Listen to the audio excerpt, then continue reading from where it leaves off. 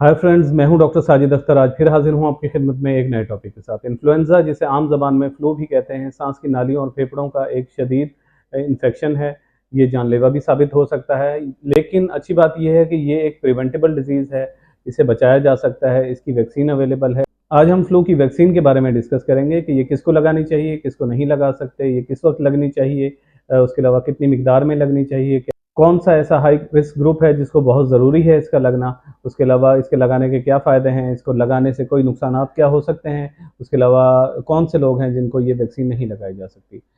इससे पहले कि हम इस टॉपिक की तरफ बढ़ें, अगर अभी तक आपने हमारे चैनल को सब्सक्राइब नहीं किया तो काइंडली इसको सब्सक्राइब कर लें, बेल आइकन को हिट कर लें ताकि इस तरह की तमाम वीडियोज़ आप तक बर वक्त पहुँचती रहें।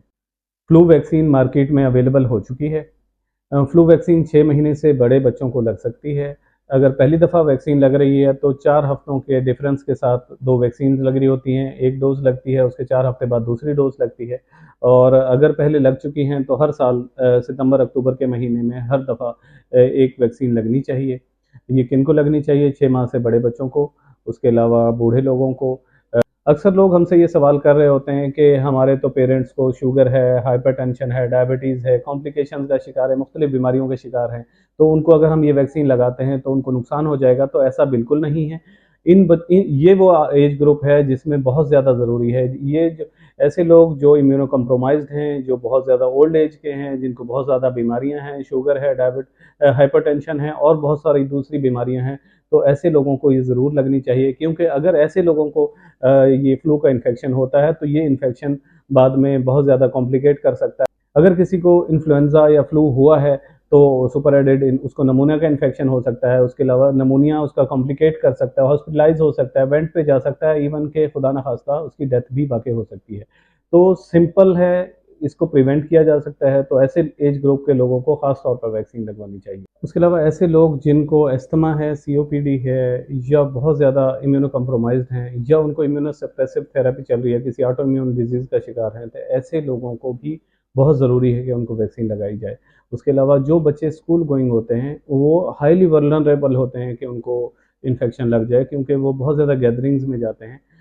उनको ज़रूर वैक्सीन लगनी चाहिए। उसके अलावा जो हेल्थ केयर प्रोवाइडर्स होते हैं, जो डॉक्टर्स होते हैं, नर्सेज़ होते हैं, पैरामेडिकल स्टाफ होता है, वो बहुत ज़्यादा अस्पताल में एक्सपोज़ होते हैं ऐसे पेशेंट्स के साथ, तो उनको भी बहुत ज़रूरी है कि ये वैक्सीन लगनी चाहिए। मैंने खुद भी अभी वैक्सीन लगवाई है और तमाम लोगों से मेरी रिक्वेस्ट है कि सारे वैक्सीन लगवाएँ। वैक्सीन लगवाते वक़्त ये ख़्याल रखना है कि जो हम वैक्सीन लगवा रहे हैं, वो लेटेस्ट वैक्सीन होनी चाहिए। हर साल के लिए इंटेलिजेंट गैसिंग के ज़रिए नई वैक्सीन बनाई जाती है। फॉर एग्ज़ाम्पल, जो अब वैक्सीन हमने लगवानी है, जो लग रही है इस साल, वो 2024 और 25 वाली वैक्सीन है, उसके लिए डिफरेंट स्ट्रेन्स हैं। हर साल इंटेलिजेंट गैसिंग के ज़रिए वैक्सीन जो है नई बनाई जाती है और पुराने स्ट्रेन्स जो होते हैं, वो इतनी प्रोटेक्शन या मुदाफ़ियत नहीं दे रहे होते हैं, तो हर साल नई वैक्सीन लगवानी चाहिए।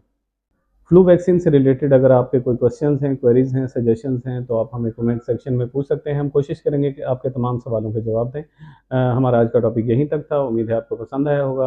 आपसे रिक्वेस्ट है कि अपने दोस्तों, रिश्तेदारों के साथ इस मैसेज को, इस टॉपिक को शेयर करें, सो दैट तमाम लोग इससे फ़ायदा उठा सकें।